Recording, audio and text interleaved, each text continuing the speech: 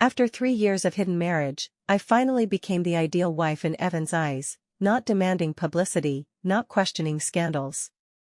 Even when he placed the jade bracelet symbolizing the hostess on his first love's wrist during the family banquet, I merely smiled and helped them adjust the angle for a photo. Evan suddenly reddened his eyes, snatched the camera, and smashed it to pieces. "Nina, can't you throw a tantrum even once?" I squatted down to pick up the pieces. As soon as my fingers touched the shattered glass, my fingertip was cut. "Don't pick it up!" Evan roared, his chest heaving violently. I looked up at him. What a pity. I took out a tissue and leisurely wiped the dust off the lens. There are still the photos I just took inside. The composition is quite good. That angle makes Miss Chloe's face look smaller. Evan stared at me intensely, his gaze as if he wanted to devour me. He grabbed my wrist tightly, with such force that the shards in my hand embedded into my flesh again. "Nina, do you have no heart?" He gritted his teeth, his voice squeezing out from between them. "What were you thinking when Mom gave that bracelet to Chloe just now? You were serving tea beside them? Are you still my wife?" I looked at his furious face and only found it amusing. What was I thinking? I thought the bracelet's quality was mediocre, not as valuable as the watch I auctioned at Sotheby's last year. I thought Chloe's wrist was too slender to carry off that air of opulence. I wondered when this charade would end so I could go home, take my medicine, and sleep. "Evan." I withdrew my hand. Anger harms the body. "There's a board meeting at 9 tomorrow morning. The Jiang family project hasn't been signed yet. You need to stay in top form." Evan was stunned. He seemed to expect me to cry, to make a scene, to smash those shards back at his face. But I didn't.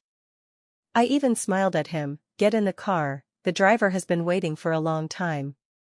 Miss Chloe is still watching from behind, don't let her think our marriage is discordant." Evan's Adam's apple bobbed. He looked at me, the rage in his eyes slowly fading, turning into a panic I couldn't understand. "Nina." He released his hand, his voice hoarse. "Can't you even curse at me once?" "Why curse you?" I opened the car door, sat inside, and placed that pile of junk on my lap. "You did the right thing. In that setting, it's indeed unsuitable to publicize our relationship. Miss Chloe has just returned to the country, she needs the buzz and the Zhou family's protection. I understand it all." Evan stood outside the car, the night wind disheveling his hair.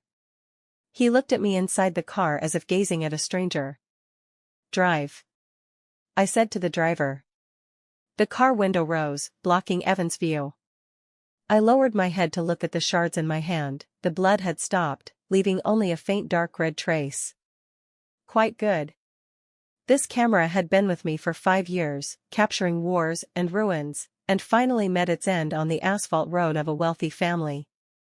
It was a kind of liberation. Back at the villa, Evan hadn't returned yet. He was probably sending Chloe home. I didn't ask and went straight to the room. In the bathroom, I turned on the faucet, cold water rinsing the wound on my hand. The stinging sensation made me a bit more alert. The woman in the mirror had a pale face with faint dark circles under her eyes.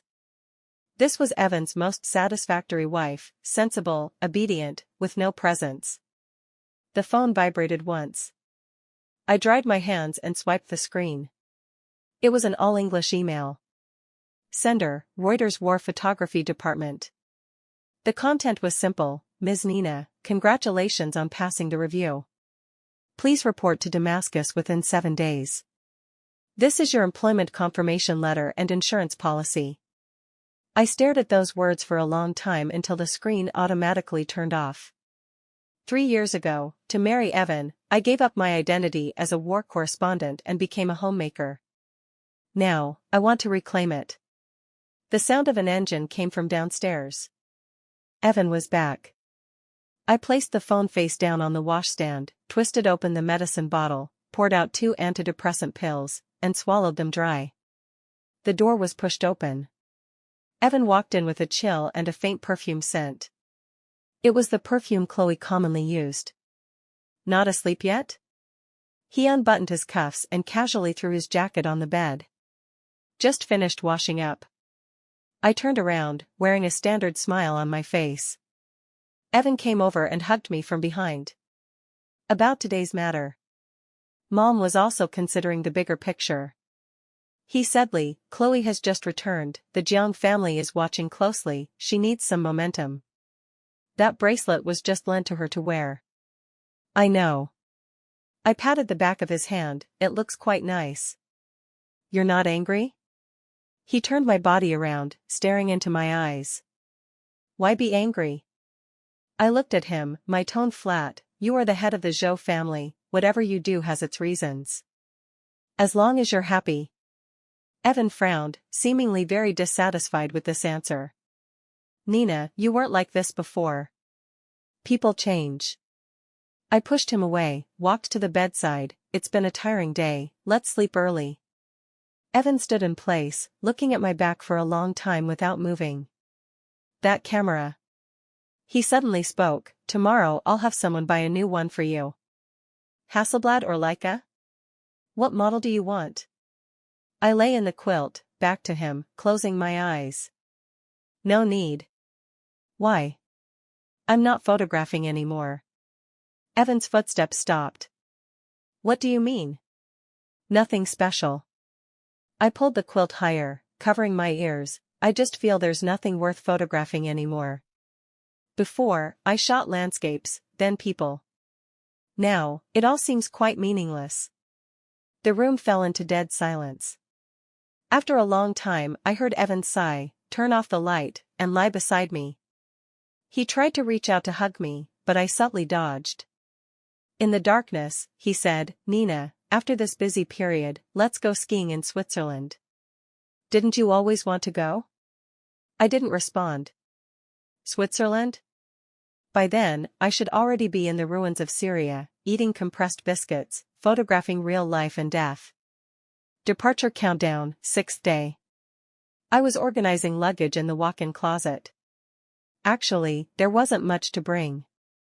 In this villa, there were many things belonging to Nina, but few belonging to me. I flipped out an old leather suitcase, the one I brought when I moved in back then. From the suitcase's interlayer, a yellowed paper fell out. It was an ultrasound report. The date was today 1 year ago. I picked it up, my fingertip rubbing the blurry image on it. That day was also rainy. I had an ectopic pregnancy with massive bleeding and was taken to the hospital by ambulance. The doctor held the surgery form and asked where my family was. I said they were busy. Really busy. On the TV in the hospital lobby, the film festival red carpet was being broadcast live. Evan, in a custom black suit, gentlemanly bent down to lift Chloe's elaborate skirt hem. Chloe held his arm, smiling radiantly. Flashlights flickered wildly, reporters shouted, "Evan! Look this way. Is that the reunion of the love of the century?" Evan didn't deny it, just looked at Chloe indulgently, helping her fix her wind-blown hair. I was on the operating table, the anesthesia hadn't taken effect yet, pain making me sweat coldly. Nurses whispered beside, "Isn't that the president of Zhou Group? So handsome, so good to his girlfriend." "Yes, that female star is beautiful too, they make a perfect match." At that moment, looking at the shadowless lamp on the ceiling, tears flowed from the corners of my eyes into my ears, chilling to the bone. I signed the critical illness notice. When that incision was made, I felt something flowing out of my body. Not just an unformed child, but also my last bit of expectation for Evan. The surgery ended, I woke up, and on my phone was a WeChat message from Evan, "Social engagement tonight, not coming back. Sleep early yourself." I replied with one word, "Okay." From that day on, I died. The current Nina is just a walking corpse. "What are you looking at?" A voice suddenly came from the door. My hand trembled. I quickly crumpled the ultrasound report into a ball and stuffed it into my palm. Evan leaned on the doorframe, holding a cup of coffee, his eyes probing. "Nothing." I turned around and threw the ball of paper into the nearby trash bin, an old scrap of paper. Evan came over, his gaze sweeping over the old suitcase. "Why did you dig this out? Packing seasonal clothes?" I went along with his words, some old clothes I don't want to wear anymore, planning to donate them. Then throw them away and buy new ones. Evan said indifferently, reaching out to wrap his arm around my waist, there's a charity gala tonight, accompany me. My body stiffened slightly, do I have to go? Chloe will be there too. Evan looked down at me, his tone unquestionable, you are Mrs. Zhou, in such occasions, you must be present. Otherwise, the outside world will speculate wildly again. Looking at his matter-of-fact appearance, I suddenly found it ridiculous. When he needed a shield, I was his wife. When he needed to pave the way for Chloe, then I was his wife. Okay. I nodded, I'll go. This was the last time. Evan, this was the last act I performed for you. Evan was very satisfied with my attitude these days. Nina, that's right. He looked at me, his eyes carrying a satisfied smile, as long as you're obedient and don't throw tantrums, the position of my wife will always be yours. Chloe's side is just for show, you have to understand. Looking at his confident appearance, my heart had no ripples. I understand. I said smiling, go quickly, don't be late. Evan left. The car drove out of the courtyard, the iron gate slowly closed. The smile on my face disappeared instantly. I turned and went upstairs, packing all the expensive gowns, jewelry, and bags from the wardrobe. Madam, are you selling all these? These are all limited editions. The recycling guy looked at the luxury items all over the floor, his eyes wide. Sell. I sat on the sofa, holding a cup of plain water, convert all to cash and transfer to this card. That was my overseas account. Okay, please wait, I'll calculate. I watched those things I once treasured being packed one by one into woven bags, feeling only relief in my heart. These items, each one was a gift from Evan. Birthday gifts, anniversary gifts, apology gifts. Behind each was a weight, a disappointment, a compromise. Now, they turned into numbers, into my travel expenses and equipment costs for the battlefield. Quite cost-effective. In the evening, when Evan returned, he found the walk-in closet half empty. What's going on? He frowned at the empty racks. Sent for dry cleaning. I lied without changing my expression, some got damp, maintenance. Evan didn't suspect. He took out a velvet box from his pocket and handed it to me. Open it and see. I opened it. It was a diamond necklace, the main stone was large, dazzlingly shiny. Like it? He hugged me from behind, this is compensation for you. You were wrong the past few days. I looked at the necklace in the mirror, it resembled a dog collar. Thank you. I closed the lid, I like it very much. Help me put it on? He asked. Another day. I placed the box on the dressing table, too tired today, neck a bit sore. Evan didn't insist, just released me somewhat disappointedly. Okay, rest early then. He turned and went to the study. I looked at the box and threw it into the bottom drawer.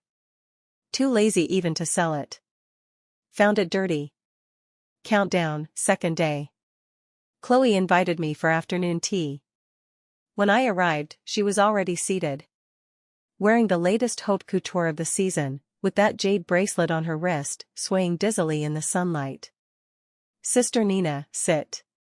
She smiled sweetly, but I could see the provocation in her eyes. Miss Chloe, is there something? I sat down, not touching the coffee in front of me. Nothing major. Chloe stirred her spoon, just want to thank you. At the family banquet that day, thanks to you for helping me out. Brother Evan said you're the most sensible. You're welcome. I said faintly, just mutual benefit.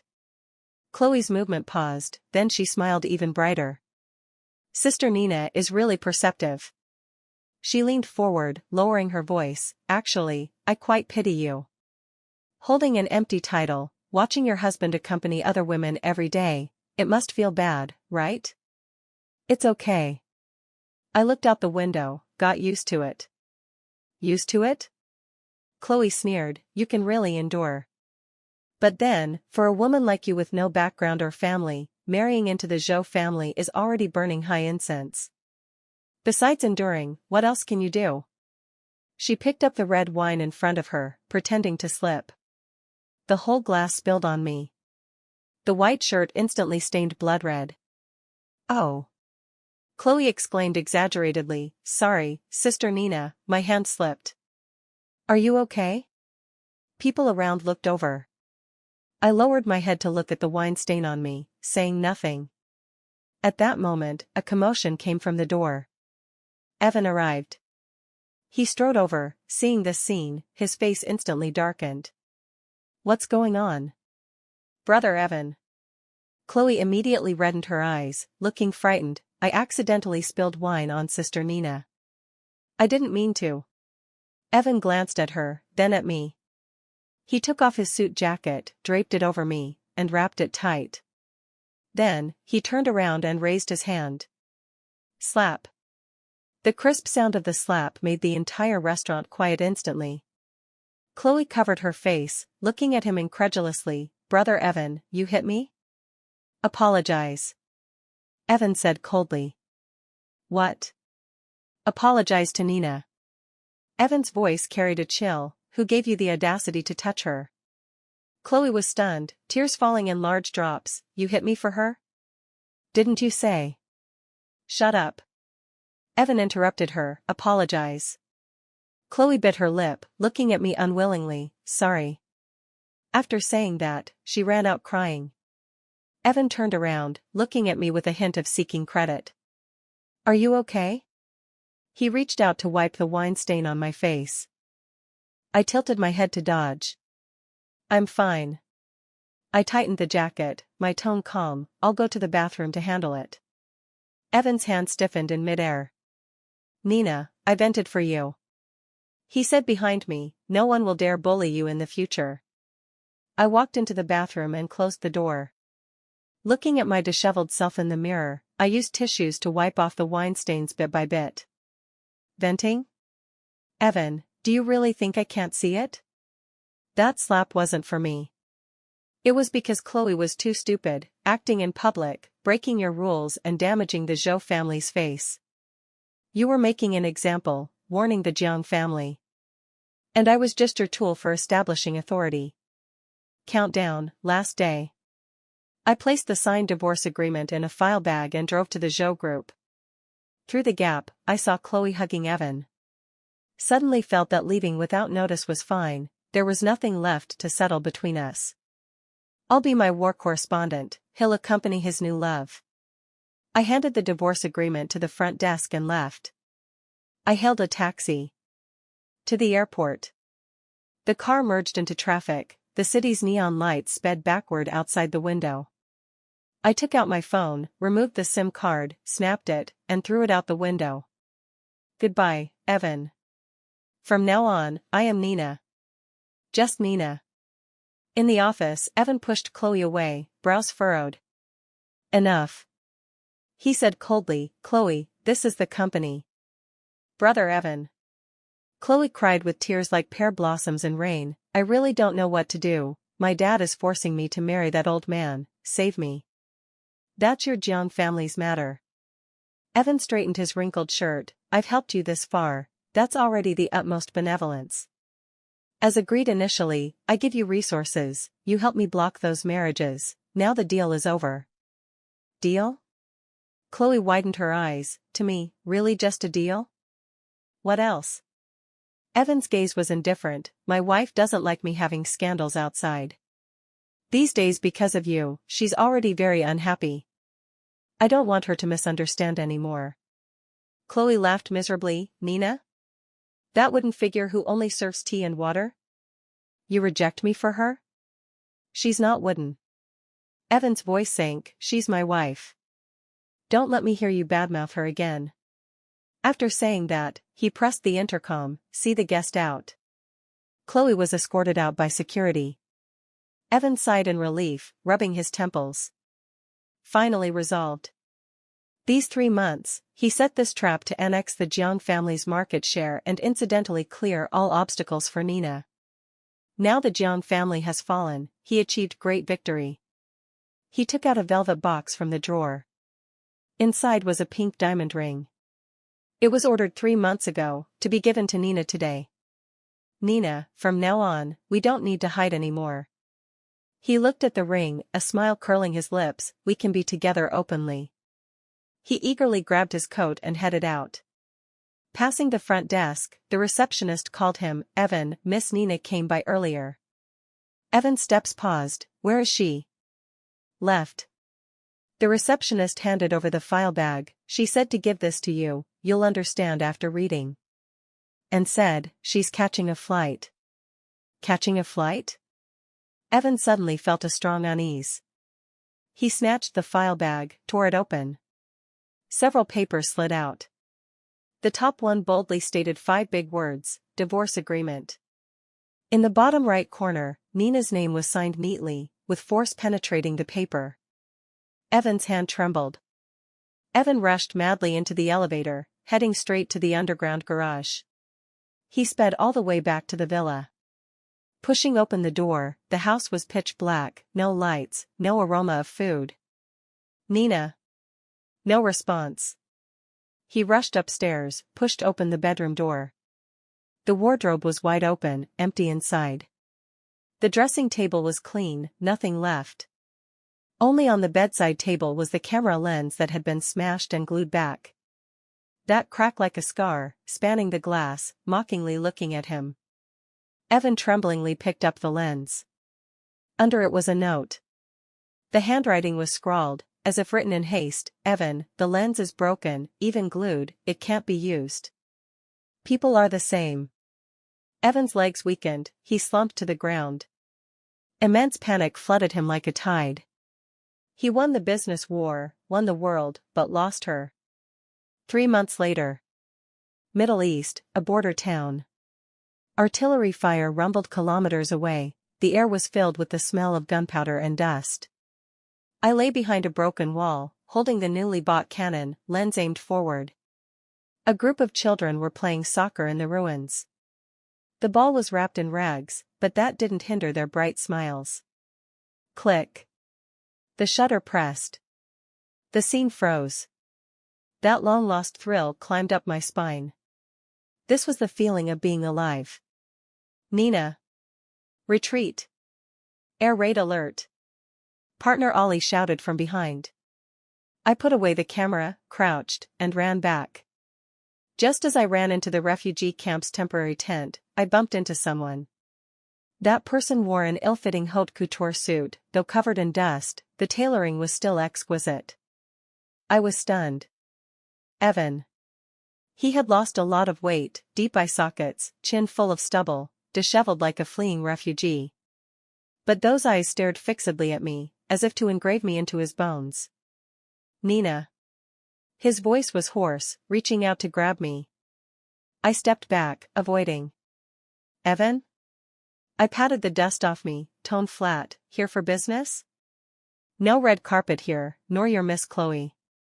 Evan's hand stiffened in midair. He looked at me, his eyes reddening instantly. Come back with me. He said tremblingly, it's too dangerous here.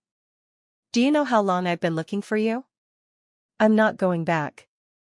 I turned to organize equipment, this is my job post. Job? Evan panicked, grabbing my arm, you'll die. The neighboring block was just bombed flat yesterday. To avoid me, you don't even want your life? Let go. I looked at him coldly, Evan, my life is my own. I'll use it as I wish. I won't let go. He gripped me tightly, with astonishing strength, I was wrong before, I'm a bastard, I deserve to die. Hit me, curse me, anything, but you must come back with me. I can't watch you die here. The surrounding refugees and volunteers looked over. I felt very tired. Evan, can't you understand human language? I shook off his hand, I don't love you anymore. I don't hate you, but I don't love you either. To me, you're like a brick in these ruins, utterly meaningless. Evan's face turned ashen instantly. He staggered, as if his spine was pulled out. Utterly meaningless? He murmured, Yes. I looked at him, utterly meaningless. Evan wouldn't give up. He lingered in the refugee camp, following me like a tail. When I took photos, he handed water beside me. When I edited pictures, he fanned beside me. Those volunteers thought he was my mentally ill suitor. On the third night, we had a fierce argument on the street. Nina, the car is outside, we must leave tonight. Evan forcibly pulled my suitcase. The embassy has issued evacuation notice. If we don't leave now, it'll be too late. I'm not leaving. I snatched back the suitcase. I need to finish this set of photos. This is my mission. Is the mission more important than life? Evan roared, you weren't like this before. You used to fear pain and death the most. For me, you even gave up that camera. Why torture yourself like this now? Because back then I thought it was worth it. I roared back, 3 years of pent-up emotions erupting at this moment. Evan, who do you think I became like that for? Do you think I naturally like revolving around the kitchen? Then tell me why. Evan asked forcefully with red eyes, why leave suddenly? Why not even give me an explanation? Because I don't want to be your target anymore. I pointed at his nose, tears finally flowing uncontrollably. You said it was to protect me, so hidden marriage, so not public. But do you know what your so-called protection made me lose? Evan was stunned. Lose what? The child. I roared those 2 words. The surroundings instantly quieted. Evan stiffened in place, pupils contracting sharply. What, child?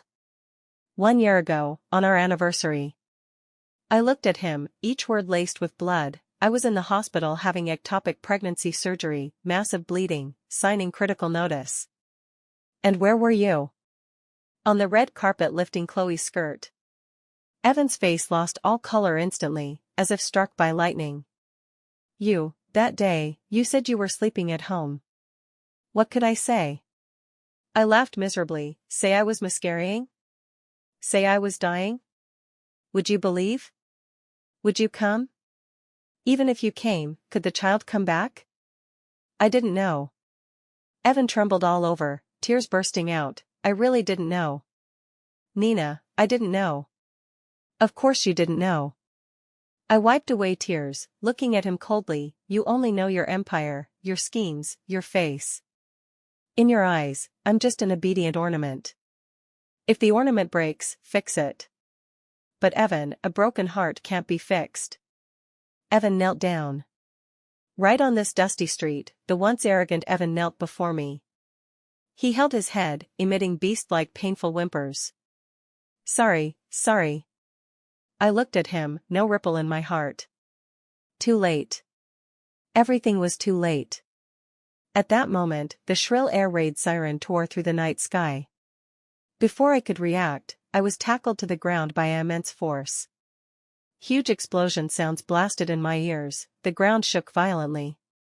Followed by the sound of buildings collapsing, smoke and dust instantly engulfed everything. I felt something heavy smashing down. The person on me grunted, his body sinking heavily, yet still propping up firmly, not pressing on me. Evan? I called his name in the darkness. Cough. I'm here. His voice was weak, carrying a heavy bloody smell. I tried to move but found we were trapped in a narrow triangular space. Above was a huge concrete slab. Evan was using his back to hold it, creating a small survival space for me. How are you? I groped to touch him. My hand was warm and wet. All blood. Fine. He gasped, just a minor injury. He even laughed slightly. Nina, don't be afraid. This time, I won't go walk the red carpet again. I cried, unable to speak. Don't cry. He laboriously raised a hand, touched my face. Before, always made you cry. He said intermittently, from now on, no crying. Smile, you look best when smiling. Evan's body trembled suddenly, more blood dripped on my face. He couldn't hold on much longer. In the darkness, time became long and unbearable. Evan's breathing grew weaker. Nina. Actually, there's something I never told you. The year we married, my dad just died, several uncles were eyeing covetously. Someone sent me a threat letter saying to kill the person I love most. I was stunned. I was afraid. He coughed twice, spitting blood foam, afraid they'd target you, so I didn't dare publicize, didn't dare be good to you, even deliberately used Chloe as a shield. I thought, as long as I don't love you, you'd be safe. Tears blurred my vision. So that's it. This was his so-called protection. How foolish, how self-righteous. You idiot. I cried and cursed him, why didn't you tell me? We're husband and wife. Yes. I'm really stupid. He smiled bitterly, I thought. I could control everything. In the end, I pushed you into the abyss. He moved his fingers, took something from his pocket, and stuffed it into my hand. It was a ring. Stained with blood, I could still feel the diamond's edges. This is what I wanted to give you that day. His voice grew lower, originally planned to propose again, seems, no chance now. There is a chance. I gripped the ring tightly, Evan, hold on. Rescue team is coming soon. When you're better, you can propose as many times as you want. Really? Really? Then, can you say once more, you love me? I opened my mouth, my throat felt blocked. Love? It was a habit engraved in my bones, how could I forget just like that? Forget it. He interrupted me, voice gentle like wind, don't force it. I know. I don't deserve it. Digging sounds came from outside. Anyone? Yes. Here. I shouted desperately, save people quickly. Light seeped in. Several rescuers cleared the rubble, the gap was too small, could only save one at a time. Evan pushed suddenly, shoving me toward the rescuer's hands. At the instant I was pulled out. That concrete slab held for so long lost support and smashed down heavily. Evan! I screamed heartrendingly. At the last moment, I looked back. Through the flying dust, I saw his face. He was crushed under the ruins, only eyes exposed. In those eyes, no fear, no pain. Only gentleness and relief. Evan died. On the funeral day, it rained heavily. Chloe came.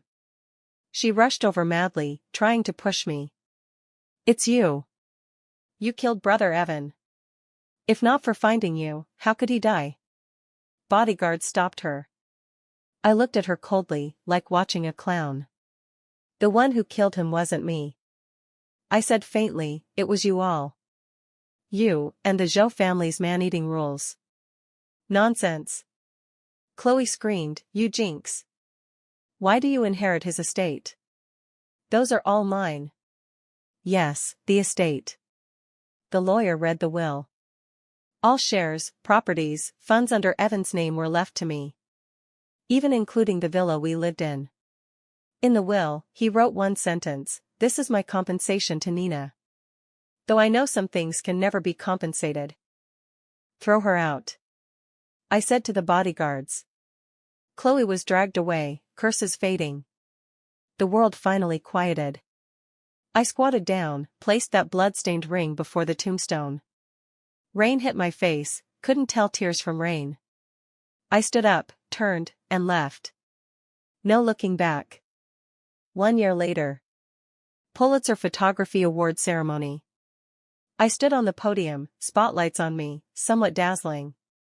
On the big screen, my award-winning work was shown, Eyes Under the Ruins. That was Evan's last photo. In black and white tones, amid flying dust, those eyes gentle to heartbreak. The host asked, Miss Nina, is there a story behind this photo? I heard the person in the photo is your lover? The audience was quiet. I subconsciously touched my wrist. There was a faint scar, from the broken lens cut back then. Yes. I spoke into the microphone, voice calm. He was a very foolish person. He thought love was possession, protection, caging the bird. Later, the cage broke, the bird flew away. He used his life to give that bird the sky. The host was somewhat moved. Do you hate him? I smiled. Hated. But he taught me what love is, and what freedom is. I don't hate him, but I love my current self more. Applause thundered. I held the trophy, looking at the audience. In a daze, I seemed to see someone standing in the crowd. Wearing a black suit, tie impeccably knotted, looking at me gently, lips with that familiar, slightly arrogant smile. I blinked. The illusion disappeared. I took a deep breath, turned, and walked off the stage. The door opened, outside, sunlight brilliant. I held the camera and strode out. The wind was strong, but I knew I was free.